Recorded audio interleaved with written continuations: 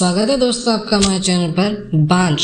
देखो सुमन, मुझे कोई चेकअप नहीं करवाना है, तुमको जो ठीक लगे तुम करो, अजीत ने चिढ़ते हुए कहा। लेकिन आप जानते हैं मेरी रिपोर्ट्स बिल्कुल सही हैं। बरसों से मैं बांझ होने का ताना सुन रही हूँ। 7 साल हो रहे हैं हमारी शादी को। बहुत प्यार करती हूँ मैं आपसे, सिर्फ एक बार चल कर दिखा लें। विश्वास रखिए, जो भी होगा मैं कभी आपका साथ नहीं छोड़ूंगी। ठीक है, आज शाम को हम चलेंगे। अजीत ने हामी में सर हिलाया। सुमन ने उसे गले लगा लिया। आज से 9 साल पहले दोनों एक दूसरे से मिले थे। दोनों एक दूसरे से पहली बार ऑफिस में मिले।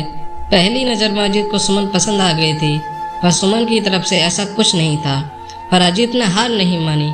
उसने बेझिझक अपने दिल की बात सुमन को बता दी।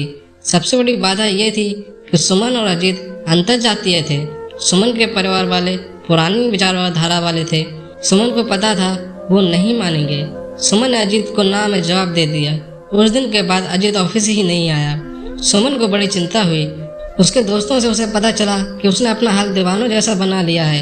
घर वाले भी परेशान हैं। सुमन किसी तरह अजीत से मिली तो उसकी हालत देखकर हैरान रह गई। उसे यकीन नहीं हो रहा था कि कोई उसे दीवानों की तरह प्यार कर सकता है।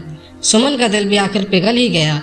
लगभग साल भर तक उन दोनों ने परिवार वालों को मनाने की कोशिश की, पर आखिर में हार कर दोनों ने कोर्ट मैरिज कर ली।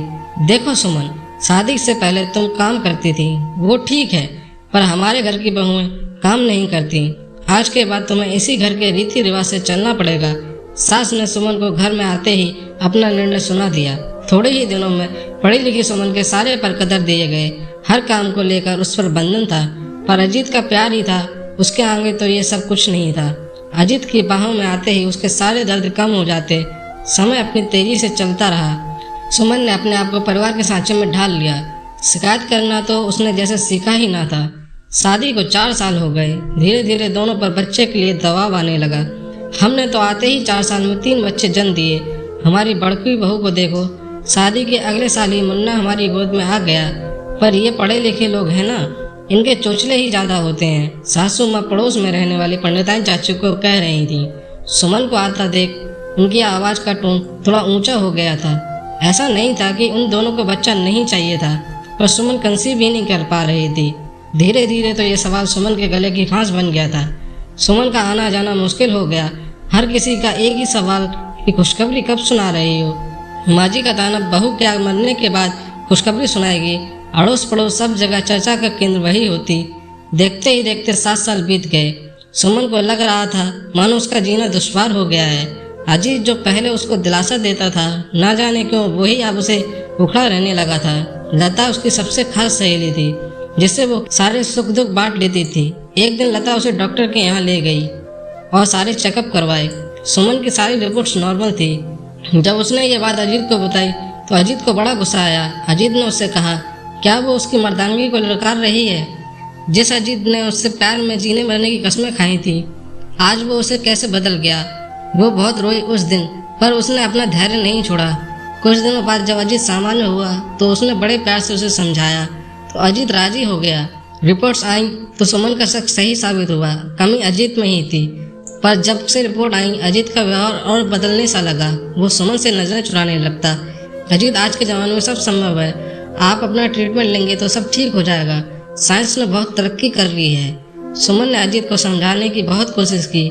डॉक्टर ने सुमन को अजीत के लिए दवा भी दी, पर अजीत अपनी मर्जी की करता, दवाइयों को इधर उधर फेंक देता। घर वालों का दबाव सुमन पर और बढ़ने लगा। सुमन जानती थी कि कमी उसमें नहीं, फिर भी वो अजीत से बहुत प्यार करती थी, इसलिए किसी को कुछ नहीं बोलती। उसके अपने घर वालों ने तो कब से उससे दूरी बना ली थी। अजीत के अलावा उसका कोई न था। अजीत, दुनिया में बहुत से लोग हैं जो माँ बाप नहीं बन पाते। अगर आप हाँ कहें तो हम बच्चा गोद ले लेते हैं। कम से कम इसी बहाने हमें माँ बाप कहने वाला कोई तो आएगा।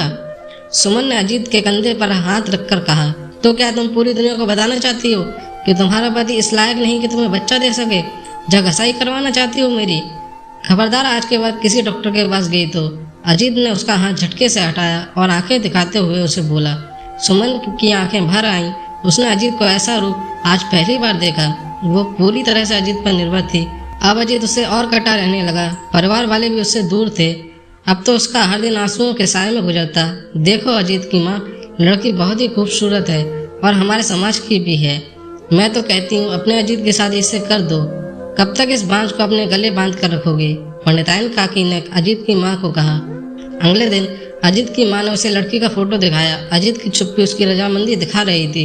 सुन सुमन, अपना सामान पैक कर और निकल इस घर से। तुझ जैसी बांझ नहीं चाहिए मुझे इस घर में। सासू माँ ने जैसे ही कहा, सुमन पर मानो जैसे दुख का पहाड़ टूट पड़ा।